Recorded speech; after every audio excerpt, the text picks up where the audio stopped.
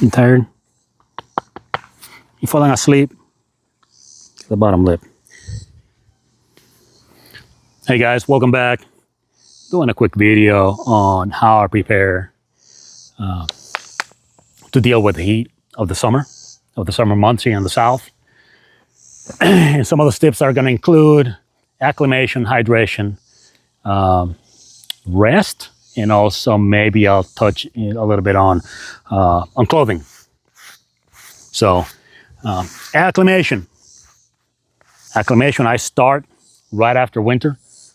When spring gets here, I try to do as much as I can outdoors. It goes without saying because all the animals we have horses, pigs, goats, chickens, ducks, guineas, and I'm forgetting something. We're always having to do stuff outside. So whether it's taking care of the animals or taking care of the enclosures or the fences, we always have to do something outside. That is more prevalent in spring because that allows me to be outside more often.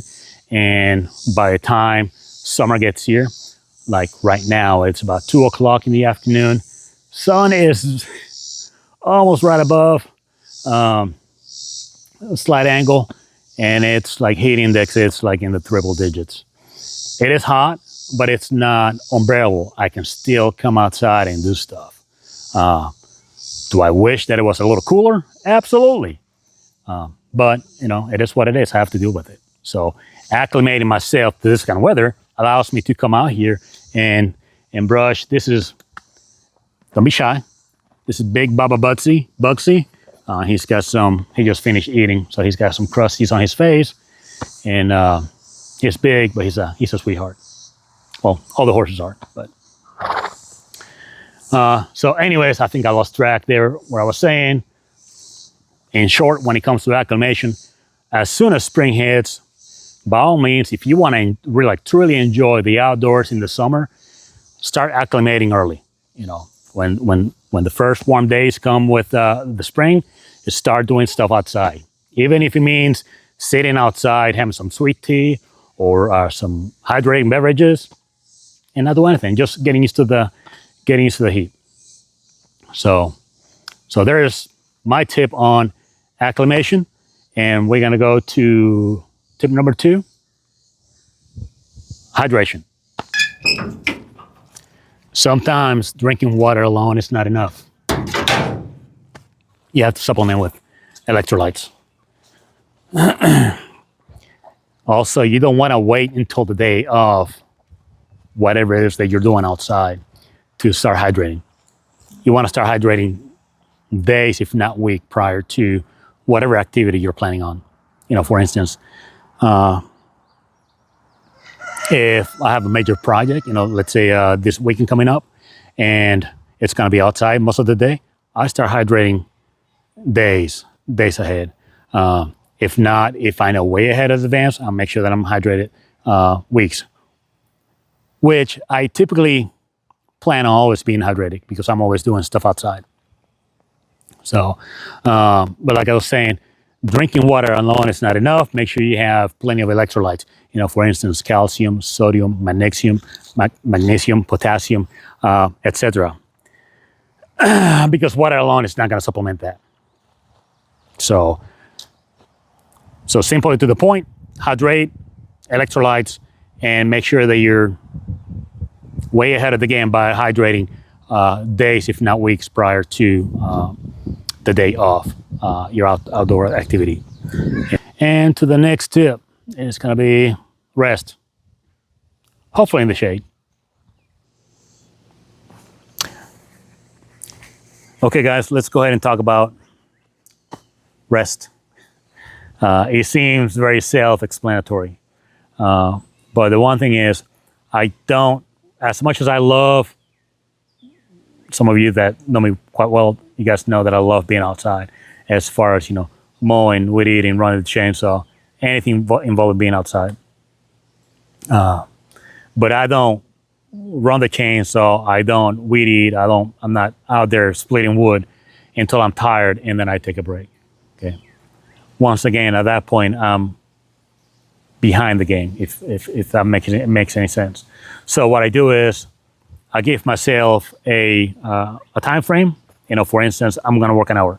So I'll do one activity for an hour, then I take a 5-10 minute break, regardless of whether I'm hungry, thirsty, tired, or whatnot.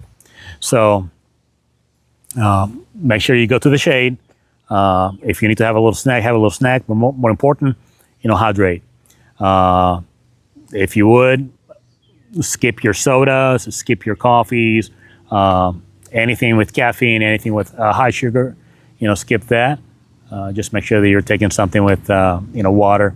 And if you can help it, something with electrolytes, as we previously mentioned. So, yeah, like I said, self-explanatory, sort of, but not quite. Don't wait until you're tired to take a break. Give yourself almost like a little schedule. Sometimes I work on 4-hour blocks, So I will say I'm going to go outside and I'm going to work for 4 hours on cutting wood, or I'm going to work 4 hours in the mowing and the weed eating. So, okay, within that 4-hour period, I'm going to give myself so many breaks. Okay, and that's how I do it, and that's how I stay out here all this time without complaining and enjoying the sun and this heat. All right, guys, and the next one we're going to talk about clothing, maybe? We'll see. All right, guys. All right, let's talk about clothing real quick.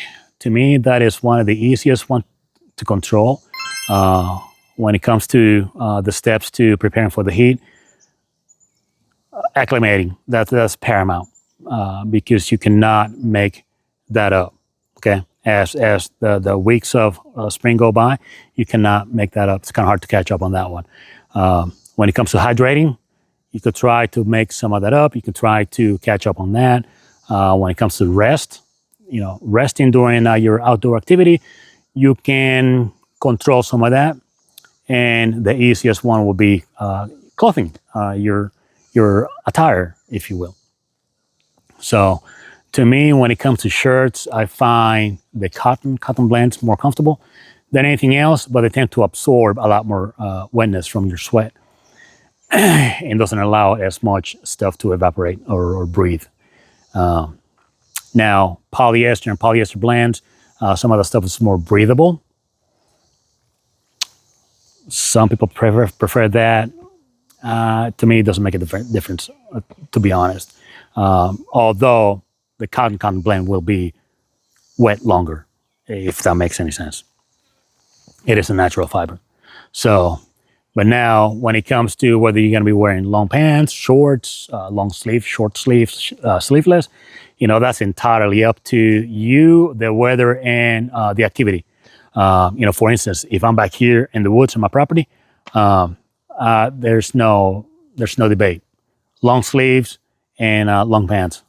Definitely long sleeves and long pants because I am allergic to poison ivy, like big time allergic. And there's poison ivy everywhere, which I was not allergic to poison ivy until the past few years. So if you're not allergic to poison ivy, don't think they're going to be immune forever. Hopefully you'll be one of the lucky ones, but I'm not one of those people. So I'm trying to look around to see if I see there's some vines on some of the trees and some vines over there. In summary, to be the heat of the summer, acclimate early, like start early in the spring, okay? And don't forget to stay hydrated. Don't wait until the day of your outdoor activity to start hydrating. Start days prior, if not weeks prior. Don't forget to take breaks in the shade and hydrate while you're taking those breaks, and dress accordingly, okay? So there's as simple as that. Those simple steps help me take care of the animals, which in return, they bring joy to our family. If you found this video helpful or entertaining, do me a favor and hit that like button. Don't forget to comment with any questions or suggestions down below. And if you would, subscribe to the channel if you haven't already. Thank you. To the next one.